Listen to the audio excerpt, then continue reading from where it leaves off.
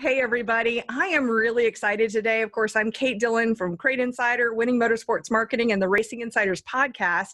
And I'm here today with Meyer. And Megan, she is the 2019 Top Alcohol Dragster World Champion. That was a huge win.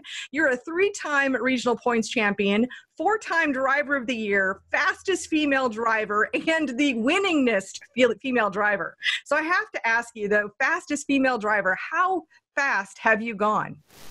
My top speed is 285 miles per hour, and I am just like a few tenths off from the fastest male. So we both gone 285. I just need to, whenever racing does start back up this year, just get a little bit more on him next time. Wow, that is fantastic. And, you know, you've also been featured in Drag Illustrated, and you have, this is pretty impressive. You have 31,000 followers on Instagram. That's huge in racing, I would say. Yeah, I think so too. And I don't know off the top of my head, like for the whole drag racing world, like what the average follower count is. I should probably know that. But I know that I am one of the most followed by drivers, even though I am not a professional driver. So it's pretty cool to be able to have that online. And I believe total across Instagram, Facebook, Twitter, YouTube, I have about 80,000. So it's pretty big, and I'm so proud of it. Well, you know, and have you been doing this for a long time, or were you able to make a big jump really fast?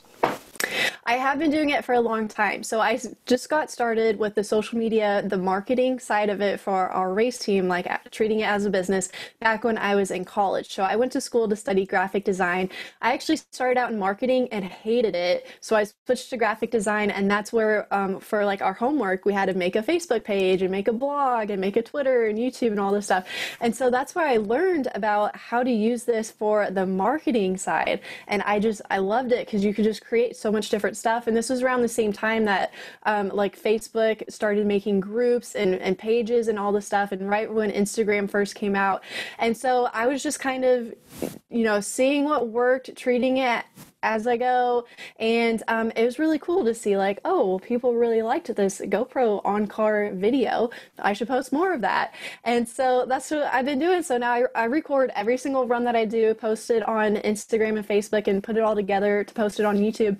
And it's just so cool to see like what people like, and to show people what it's like to drive a dragster and go to 85 miles per hour, because not everybody gets to do that. And so, yeah, I'm giving my little piece of my experience to the world. Well, I think that's so exciting, because I do have to tell you, back in 2013 at the 4-Wide Nationals, afterwards, the Doug Foley driving experience was doing something. And so I signed up, and I did get to drive a dragster down ZMAX. Yes. Now I was probably only going 140 miles an hour in the lawnmower motor, but for me, it was so phenomenally fun. I just had a blast. Really did. Yes. Yeah. That's so cool. And that's I also got started with Frank Hawley School. So I got started back when I was 10 years old, and I was driving what's called a junior dragster, which is for kids.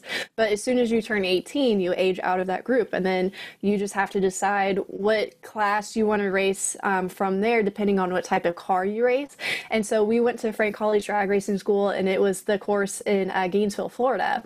And so we had bought a super comp dragster and took it down there, so that it's the exact same car that they race in the class. But we were just like, well, if I'm going to race and have my own car, I might as well license and practice in my car. So we took that down there, and I got my super comp license at Frank Hawley School, and that was man, I think that was back in 2010. It feels like so long ago.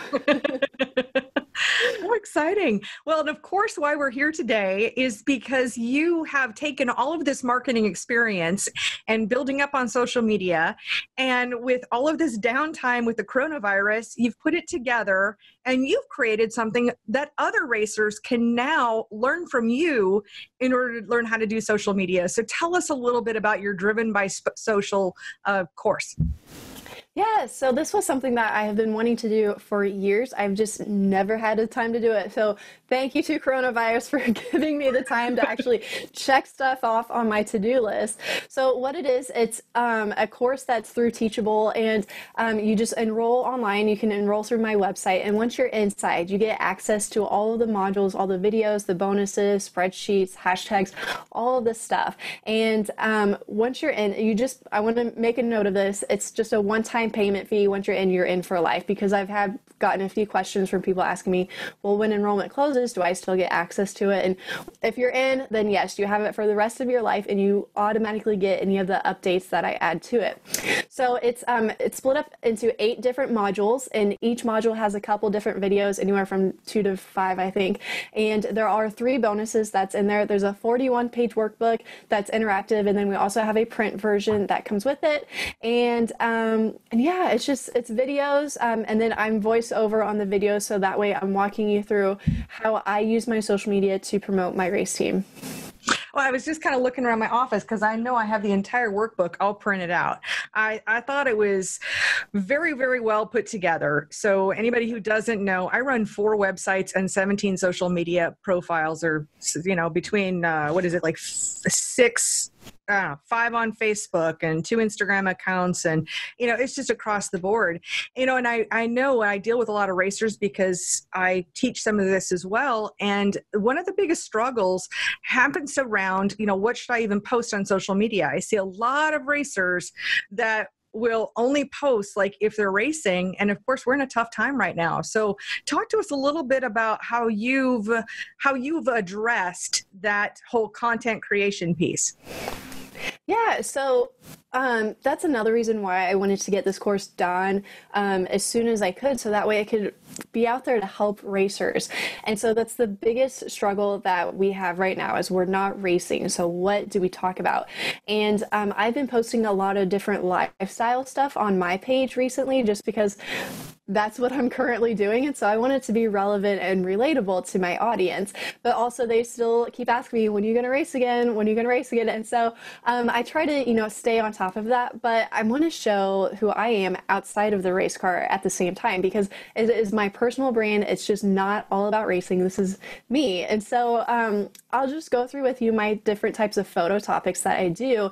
And if you are inside the course, you know exactly what we're talking about. And this is something that we learned, that Kate and I learned through Social Curator, which is how we had met. So for my photo topics, I have, and I recommend between 7 to 12. So for me, my first one is me standing next to my car. So photos of me with the race car perform a lot better than photos of just the race car, because it has that human element, and people, can be more relatable to it. And so I always like to post photos of me standing next to the race car somewhere, whether it's by the roll cage, by the motor, the front, back, whatever. And those are really my best performing photos. I also do product promotions. So these are where my sponsors come in. So like the other day, I just did one on our Meyer racing team page, and it was me installing spark plugs in my dad's 71 Ford Bronco that we have. And so just doing something a little bit different outside of the race car, but still using the product and promoting it. And then also I have just pictures of me with my family, my friends, my fiance, just stuff like that. I don't do a whole lot of those because, I still want it to be very professional. But if it is something that's very relatable to one of my content pillars, I will post about that. And also my hobbies that I have outside, which are hunting, fishing, hiking, anything that's outdoors, I absolutely love. And that's something that puts me on another level with my audience, because they're the hunters, the fishers, they're also the big race fans. So if I can post a picture of me, with a fish in my hand, they are going to absolutely love it, because they also love fishing. And so it's just, we have similar interests outside of racing. So I want to touch on those topics as well, because we both love fishing, both love hunting, hiking, camping, all that type of stuff. Why not share it with them, so that way you can get more personal with them? And with that, I noticed that one of your sponsors is Mammoth Coolers.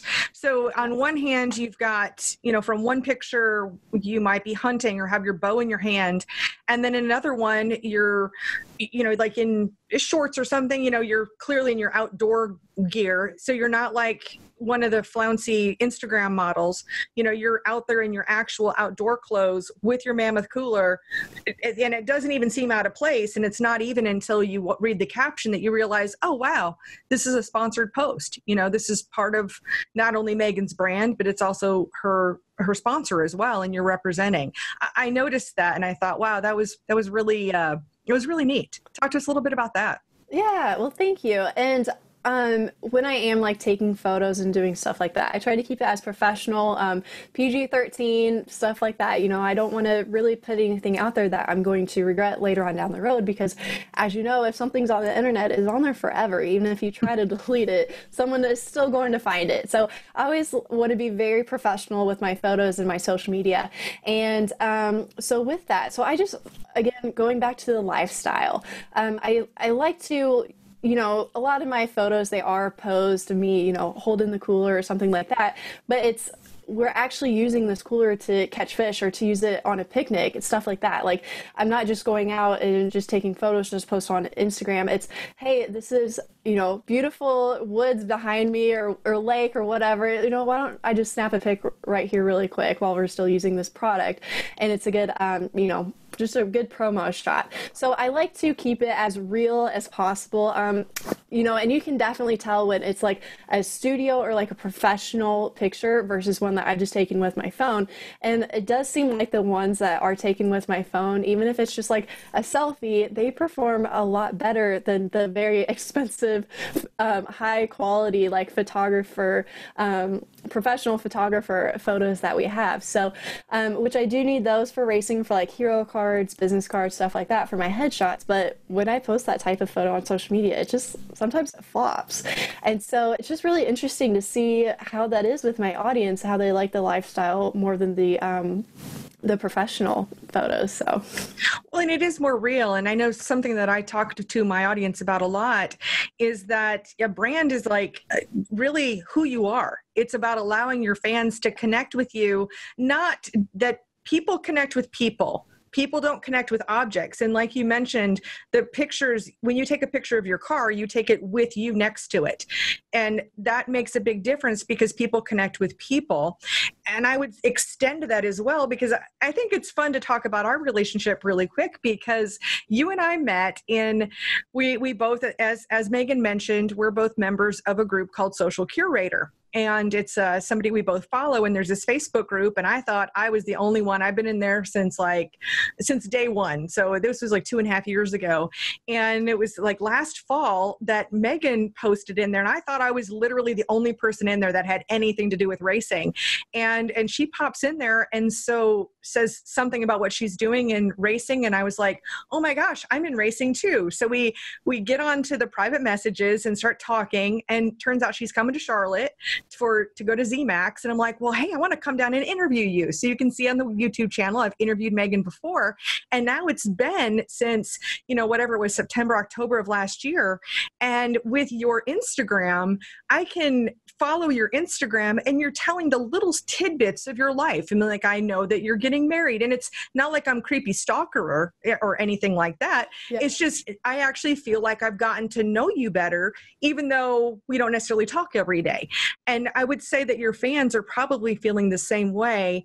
And what advice would you give to racers who, how do you switch out of that, I am just a race car driver robot, into, okay, I have to realize I'm somebody's hero out there. So what are those first steps to start sharing pieces of your life? Great question, Kate. My first step is just to be authentic. Be yourself. Be real. Don't be that race car robot driver.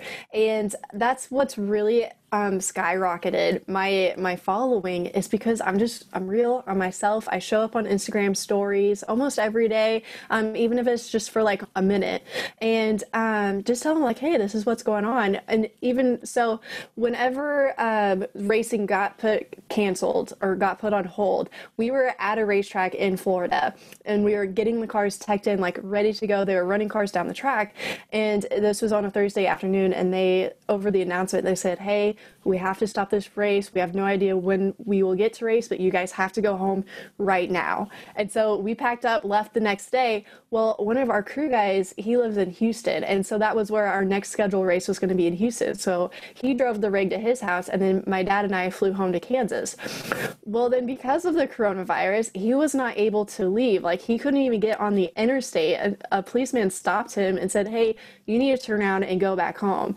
And so we did not have our race cars for about a month. They are home now, and we do have a race coming up in a couple weeks, so we're hoping that that one still stays scheduled, and that way we can still get racing and get things rolling again. But it was like, okay, we don't have our trailer, we don't have our race cars, we don't have our parts, our products, we don't have anything here except for what's already at the shop. So what are we going to do for a month? Because we had no idea how long it was going to be. And so it's going back and doing the things like putting spark plugs in my dad's project truck, and we changed the oil, changed transmission oil, all that stuff. And it's like, how can you still keep your content relatable to what's going on in the real world with everybody else? How can you keep it authentic and not be posting pictures of racing when people know that you're not racing? And so and the other tip is just to build a community, and that's just, this is your little part of the internet. So keep it real and build a community with your audience, because without them, you might not have sponsors. So you want to put stuff out there that they like, that they will relate to. That way they can build that know, like, and trust with you to eventually become a customer of your sponsor or of yourself if you are selling like your merchandise, or if you sell parts or whatever. And so those are the two biggest things. Just being authentic and building a community is the best things you can do on social media. Well, and tell me a little bit about the connection that you see between marketing and sponsorship. I normally put them in the same, to me, it's almost like one word, marketing and sponsorship. I mean, that's how it comes out for me. But I feel like there's a big disconnect in racers seeing what happens on social media, and over here they see sponsorship, and they like help us a little bit with how you see the connection happening between the two. Yes, great question again. And so for me, we didn't have social media to use as a marketing tool while I was growing up. I started writing press releases when I was 16 years old, running my junior dragster, just emailing them out to our sponsors just so that way they could stay updated with what my sister and I were doing with our race cars while my dad was off also racing, doing his stuff with NHRA. And so social media is a part of marketing and a part of sponsorships, but it is not all of it, but it is a very big piece that I think a lot of racers miss out on. And the biggest thing is that social media is free, so why not use it to its biggest advantage?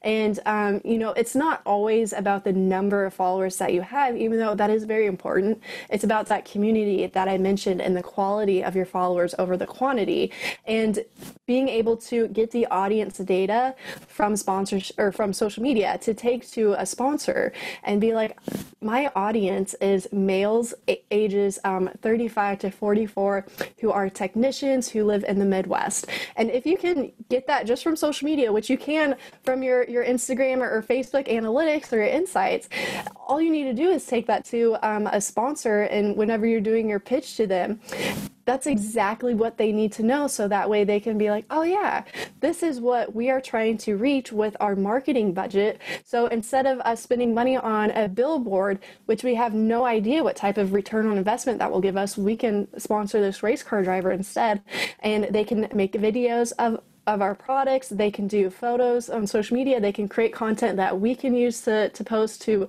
promote ourselves. And it's just, I feel like racers kind of miss out on this part, and how big it is for marketing and to sponsorship. And there's just so much that you can do with social media, whether it's Instagram, Facebook, YouTube, or Twitter, whichever platform you want to focus on. You do not have to do all of them, but just focus on one and use it to its maximum potential, so that way you can get those sponsorships that you need to get the funding to go racing. Oh, that's such a great answer. And it all totally like, I know that you and I are pretty much going to agree on absolutely everything that we think about all of this. So, but it's always nice to hear it in different words. And maybe that message, the way that you put it, can help someone. I know one thing I hear from racers is, well, but how much time does this take? Or I don't think I have time. How would you address the time question? It really has to do with how much time you have right now that you can use to contribute to social media. And so in the course, we talk about time management and what your goals are. And my first thing is to start small. Just do one post a week, or you can do a couple posts a week, but be consistent with it and then grow from there till you can get to the point to where you have enough content to post every single day, whether it's video or photos. And the biggest thing is just being consistent with your posting schedule. So if you do only want to post 3 days a week because that's all you have time for, then that's fine. Just make sure you are doing it consistently. So for me, I post every single day on Instagram and Facebook, but I also run the Randy Meyer Racing team page, which is for all of our drivers. We have 5 drivers on our team, and so we talk about all 5 of them there. And I only post on there about every other day. And so I only post on Twitter 3 days a week, and then on YouTube it's about once a month that I come out with a video. So it's not all about posting every single day. It's about being consistent. And that's something that we talk about in the course. And so I think that's the biggest thing. So your audience is expecting you to post, and they know when you're going to post, or if you're going to go on Instagram stories. They know like around 6:00 p.m. I might post on Instagram stories, so they're going to be there watching for it and waiting for it.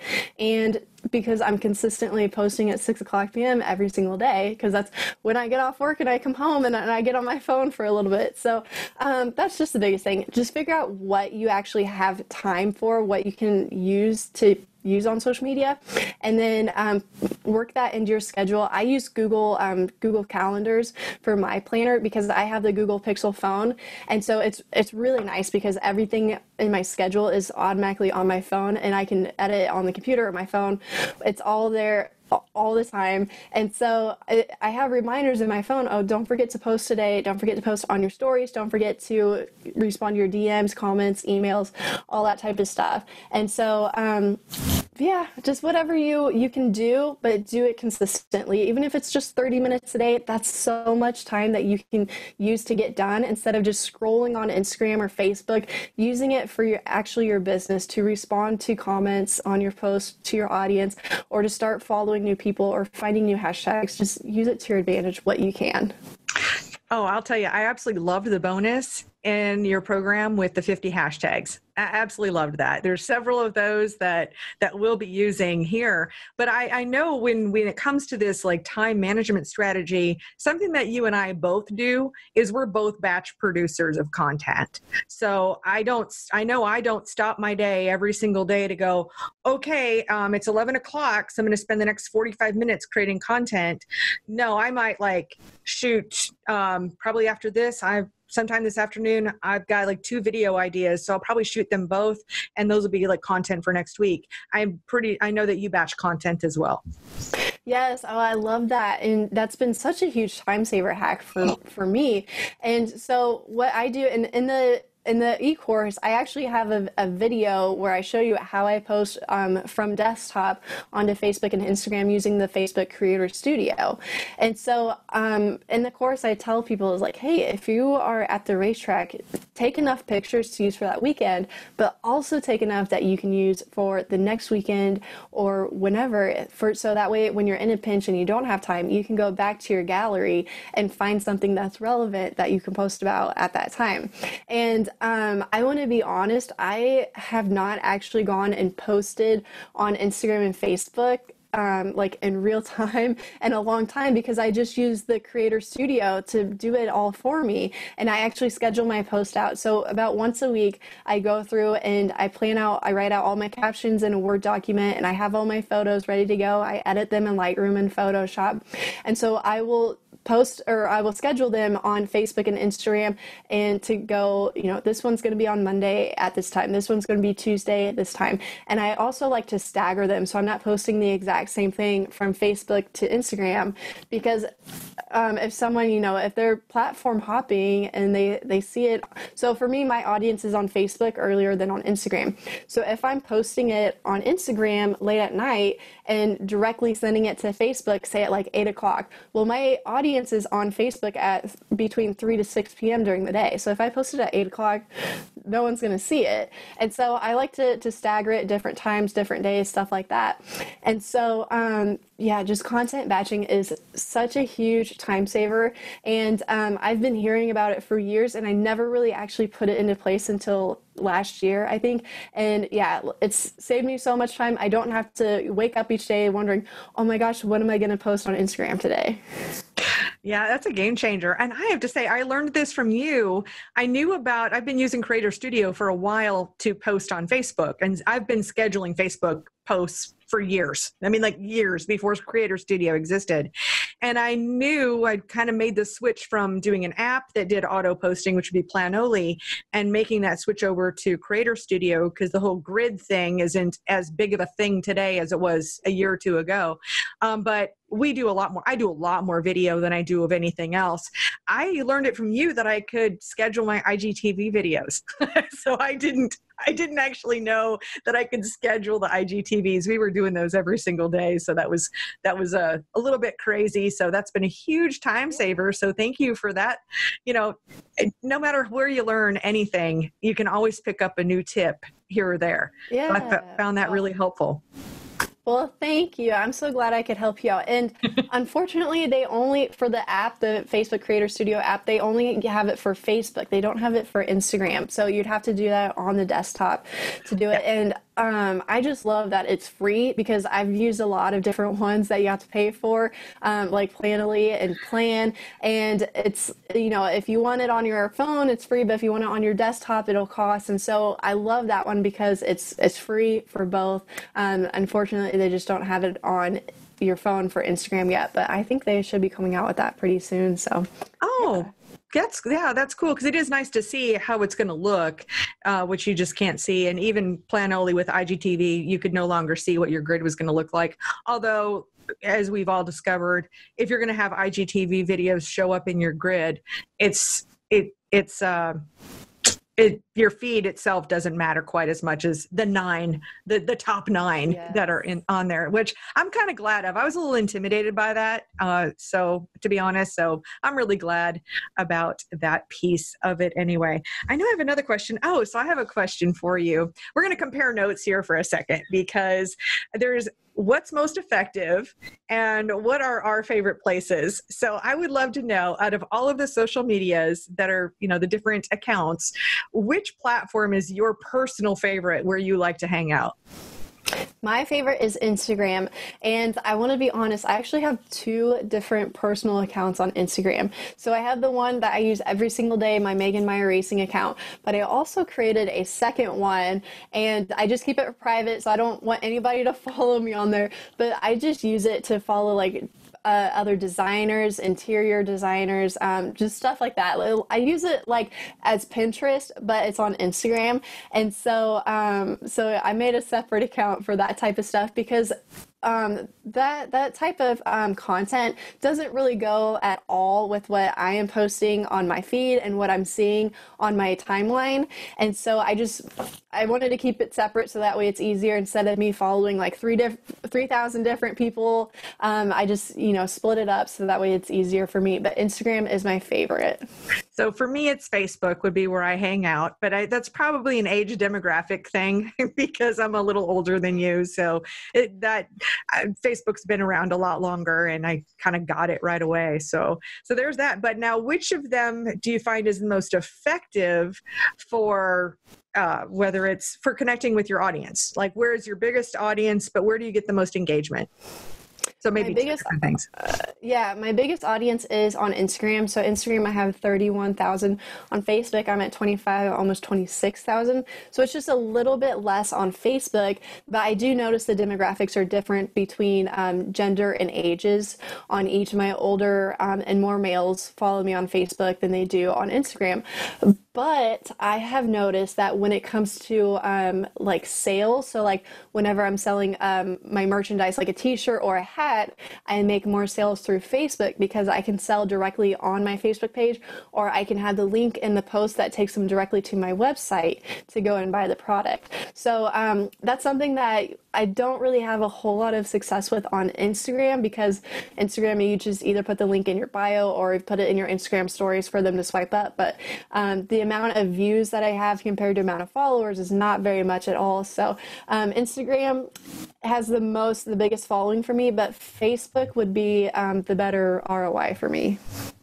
Yeah, I would agree with you. And I have kind of two totally different deals. So Crate Insider, of course, has like 20,000 Facebook followers and like 2,500 Instagram, but we also work at Facebook a lot more. We do a lot of Facebook Lives and things like that. But I can see one of the things in your course, you talk about web analytics. So you can take a look at your website and see where your traffic is coming from. And so my biggest traffic source is organic search. But when it comes to the social profiles, Facebook is by far my biggest driver of getting people from a social media platform onto my website. And then, of course, YouTube is important too. Yes. And are you finding that too, as far as the analytics go, that the traffic that you're getting to your website is coming from a larger part from the Facebook, not just selling, but just in general? Like, you take people to a blog post or something? Yes. Yeah. So I do share my blog posts from my website onto Facebook, where I don't really do that on Instagram, because I noticed that when I do post that on Instagram, even if it's like a different picture but with the same caption, they still don't do very well. And so the biggest thing for me for Instagram is just to take pieces of the blog post and actually use that as the caption instead of trying to get people to leave the app to go to my website. But yeah, with Facebook, it is so much easier to get them to just click on the link and read the entire thing. Well, another big question I would have, talking about that marketing and sponsorship and how these things are connected together. You have a major sponsor. I'm sure you have several other sponsors, like we talked about Mammoth Coolers, but you're an NGK Spark Plugs sponsored driver. And with as big as that is slathered on your car, I have a feeling that's a lot more than just a free set of spark plugs. So how did you land such a big, a big prominent sponsor like that? And what did your social media have to do with that? Yeah, it's a great question. So I've been, NGK Sparkplug has been my title sponsor for 3 years now. And I don't want to humble brag or toot my own horn, but I was the first driver that they actually sponsored with funding. And so before 3 years ago, NGK Sparkplug, they do sponsor a lot of drag racers, but it was just product only. So you get, however many spark plugs you need. Like for us, we run about 5,000 spark plugs in a year. So we got it for free, which saves us a lot of money. But, at the same time, we didn't have that extra funding coming in that we needed to keep racing, to buy other parts and tires and stuff like that. So 3 years ago, or actually 4 years ago, we had sat down with NGK. They had actually brought on a lot of females onto their marketing team, which in return helped us in the end. And so we were able to first build a relationship with them, with the new people that are in their marketing team. And then they also had just transferred ones from other departments into marketing. So we had already knew them. So we had a good relationship with them. And then whenever they would come to the races, or we'd see them at PRI show or SEMA show, we would make sure to stop at the booth, spend some time there, just keep building that relationship, but not ask for anything in return. And that's kind of where, whenever they had to make the decision of how do they want to split up their marketing budget, do they want to just keep only doing product sponsorships, or do they want to try to get in this new world, get more exposure, doing an actual monetary sponsorship? And so whenever they made that decision, we were kind of top of mind because we were really good friends with them. And we didn't want to push anything in the beginning, but we were kind of, hoping that they would get in that direction, get in that mindset. And so once they were there and they were taking pitches and proposals and stuff like that, I've been building sponsorship proposals for years, and I've just kind of made it up as I go, like similar to how I did with my social media. I didn't know exactly what I was doing. I just feel like, okay, well, this works, this doesn't, so I'll do more of this thing. And so exact same thing with how I've figured out how to write sponsorship proposals. And so whenever we met with them, it was over dinner and stuff like that. It was very just laid back, relaxing. And one of the things that they had said is they wanted more exposure.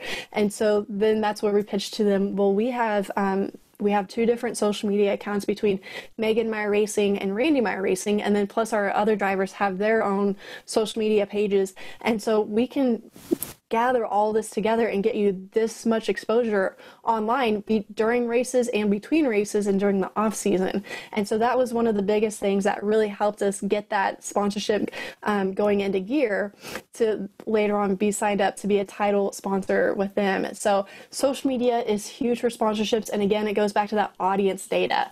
They want to know who you are talking to, who's in your community online. So that way they know it's actually the technicians that they want to talk to that will buy their products and use it in the cars. And so without that, I don't think we would have been able to secure that sponsorship. Well, and I did notice, I took a quick look at Instagram and I see that NGK has about 13,000 followers on Instagram, whereas you have 31,000 followers. So clearly, that you can do something I tell a lot of drivers is, what is it you can do for the sponsor that they can't do for themselves? And in your case, you are reaching a whole lot more people than they're able to reach directly. And so I can see where it's a direct, it's a direct pass through. It's a definite yes for what you can do there. And in user generated content, let's talk about that for just a second, because something that's, I'm all the different sides of the fence because I am a retailer. So I understand that, let's say NGK says, hey, buy our spark plugs, they're the best. Or me as Crate Insider being a retailer, I say, hey, buy NGK spark plugs, they're the best, which by the way, they are, and that's what I sell. So just saying. But it's a whole different deal for a racer to come forward and say, hey, you know what? I could choose any spark plugs I want. And the spark plugs I'm going to use are going to be the NGKs. This is what I choose. I win. And this is the product that I choose. Nothing is in my car by accident. So your average viewer that's looking at that, yeah, you're going to hear the manufacturer and it's like, yeah, you have a motive. As a retailer, yeah, clearly I have a motive. But you're a racer. You're not even selling it to them directly. So, but the fact that you don't have a motive, obviously you want to help your sponsor, but your motive is a lot different than the manufacturer or the retailer. So that user-generated content, and I think that's a piece that racers, when they're going to a potential sponsor, I think racing is a little bit different than a lot of other industries. You having been in graphic design and dealing with marketing and seeing other industries, I see racing, we've got a little bit of catching up to do, which is a huge opportunity for racers, in my opinion, because we can see this whole, oh, wow, there's this user-generated content, and I can bring this to a manufacturer or a retailer and present this to them, and they could get excited about it. I would love your thoughts on that. Yeah, for sure. And so one of the things is like being a brand ambassador. And so we've actually done like Instagram or Facebook takeovers where I'll log into the NGK Spark Plugs account on weekends and I will just post all over their profile, on their stories and on their profile, photos and videos of the entire race weekend. And you can see that they've saved some of those in their highlights if you want to go back and look at it. So that's like, they would have never been able to have content like that if they didn't have a brand ambassador to do that for them and to make that user-generated content. So that was part of our deal with NGK. And other sponsors or other companies have seen that and kind of added that into their packages of what they require from a team now. And I think that's huge. But I do agree with you that we're kind of behind the eight ball on this. And I get a lot of my ideas from outside of the racing industry. So like I do follow a lot of like hunters on Instagram and Facebook, people in like fishing world. Like I said, I do have like another account where I follow designers and stuff. So I get a lot of inspiration and creativity from those industries, and then think, how can I put my own twist on this to bring back to the drag racing world and use it in a different way to promote sponsors to help them get more exposure online. And then yeah, I mean, it's huge, especially the user generated content.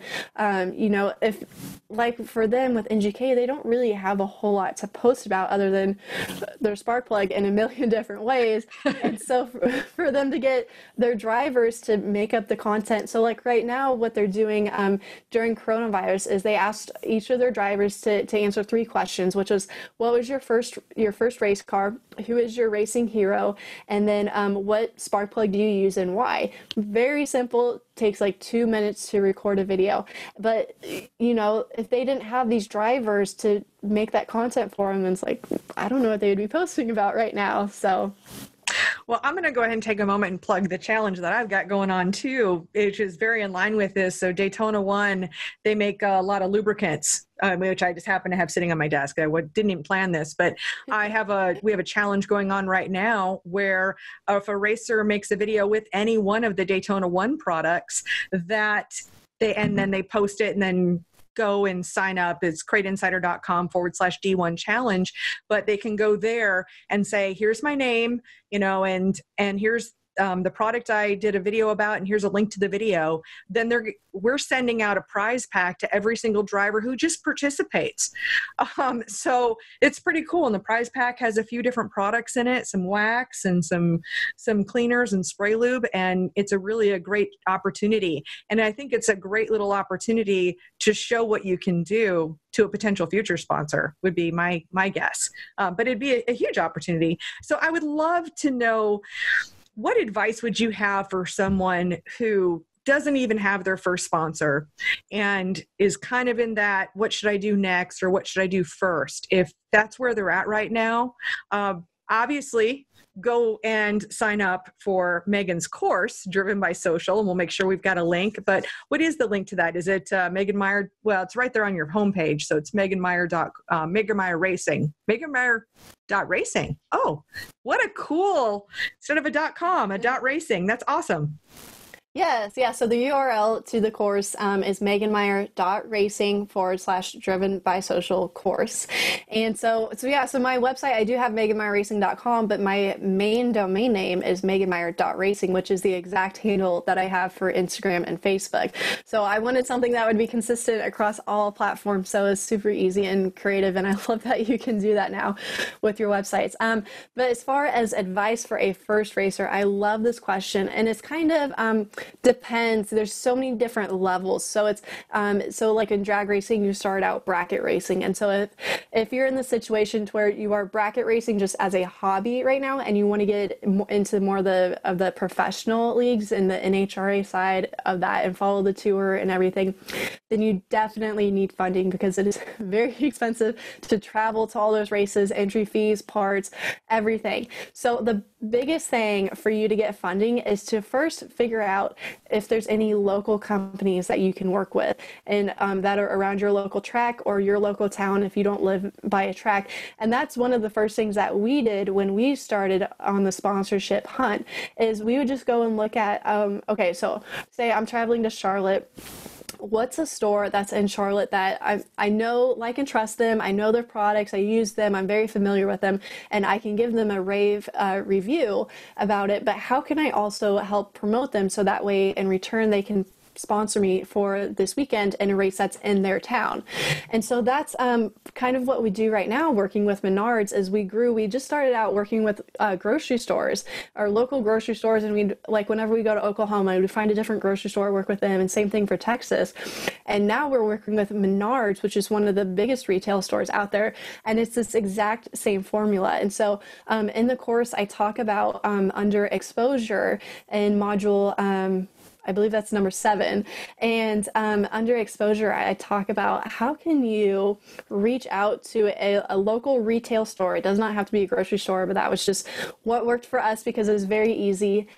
Find a retail store and how can you promote one of their products, and whether they're having a special deal on something or if it's a new product and they want to increase sales, whatever it is, talk to the store manager and figure out what's the product that they want to sponsor or that they want to promote for a couple days or for a week, whatever. And then be like, hey, I can bring my race car to your store and we can do a couple of hours of a promo, so that way people can, be attracted by the race car and drive traffic into your store and have the products right there, like on the end cap or right when they walk into the doors. So that way they grab whatever the product is and then purchase it, add it to their cart, and then purchase it when they walk out of the store. That has been one of the biggest things that we have done to help us with sponsorships, just having that immediate sale, and then that way they can look, between this time and this time while you were there, we made this amount of sales for this product and, grew it by 100 or 200% or whatever it is, that's immediate return on investment for them. And so they'll be like, hey, next time you're in town, please stop by. And then also, can you invite the local media out there to come and film it, or if it's radio, whatever it is, invite them out there to promote it, so that way it's giving them content to use for their channels. You're promoting yourself and you're promoting the store and the product. It's just a win-win-win situation for all, and that's what I would suggest. Start off there, because it's very often that they say yes to that type of situation. Well, and I absolutely love that for so many reasons, the win-win-win. And a lot of times I hear the question like, well, I live here, but I race here. I don't know those companies and blah, I hear lots of excuses, and I'm sure you've heard lots of excuses as well for people who don't have sponsors, but that is such a great formula. And the point is, you don't always have to be at the track in order to service your sponsors, that there are other ways to do it. So I loved that suggestion, and it was a whole visual of what could happen there. So thank you so much for that, Megan. Well, great. I know we're wrapping up. I've taken so much of your time, and I want to thank you so much for coming on here today. Obviously, we're going to have this video in lots of places in the podcast, and your Driven by Social program. I believe that now the cart's open now, and it's going to close later on this weekend, I believe. So tell people how they can sign up and how long this is going to last for, to be able to sign up for. Well, thank you, Kate. Again, the URL to sign up is meganmeyer.racing/driven by social course. And there it explains all the different modules, the different bonuses that you get, everything. And then from there, you can go on to purchase it. So cart does close this weekend on Sunday, May 10th, which is Mother's Day.